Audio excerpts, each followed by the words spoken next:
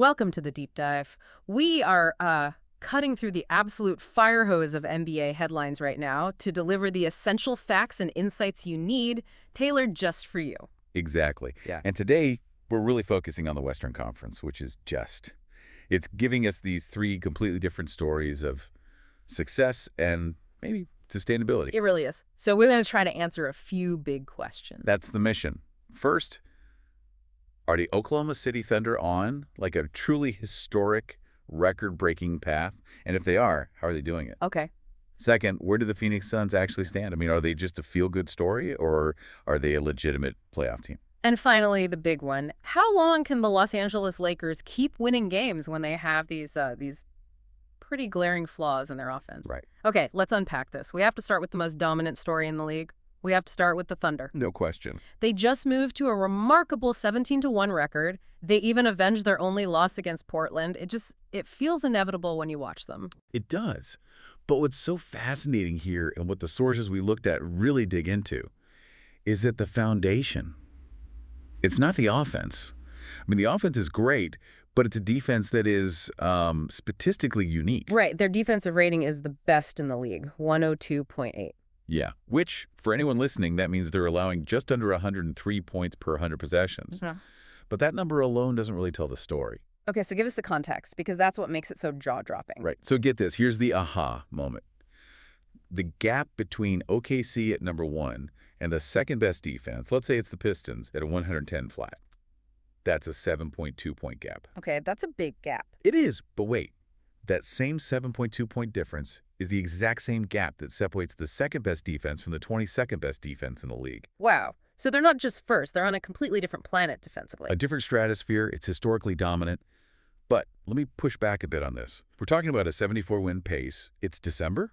Don't all historic starts hit some kind of turbulence? That's a fair challenge, for sure.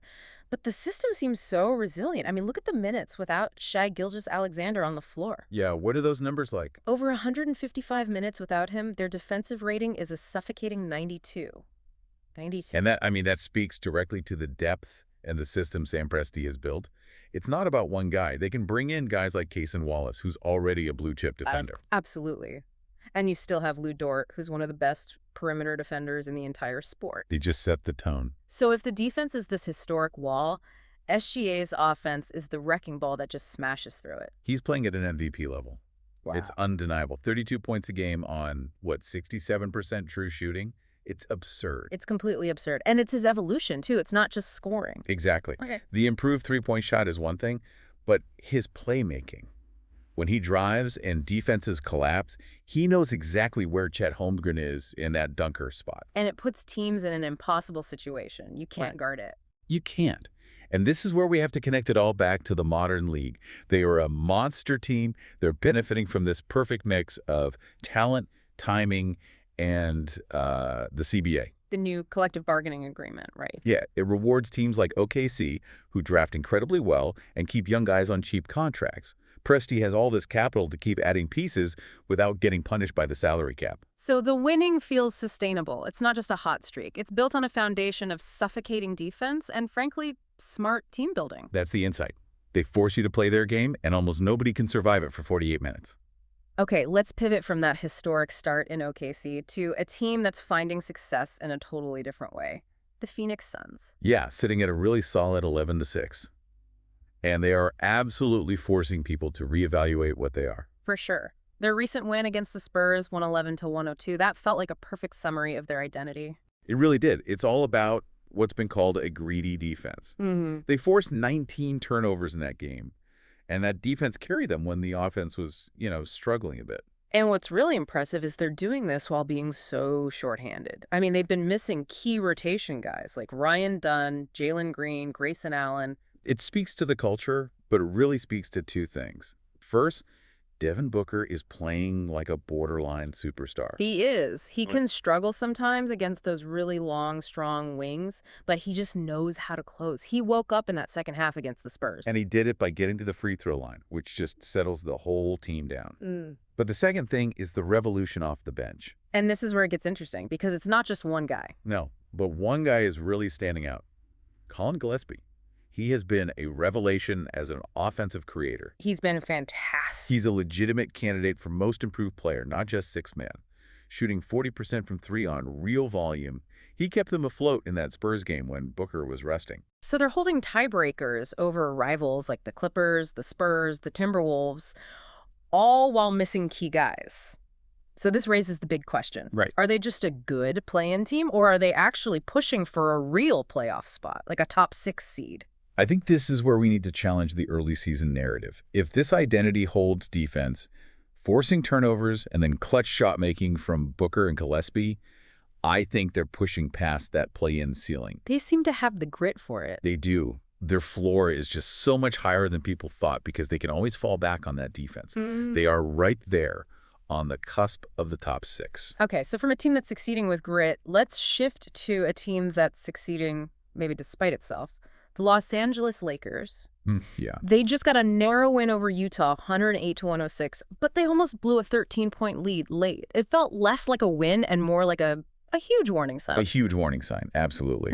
That win just papers over some really severe structural problems with this team, especially on offense.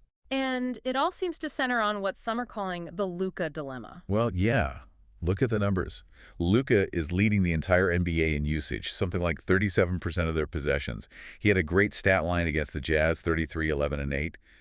But the style? Right, the style of play. It's him, it's LeBron, it's Austin Reeves. Yeah. All three of them need the ball and rely heavily on isolation. And we know, time and time again, that's just not how elite offenses work in the modern NBA.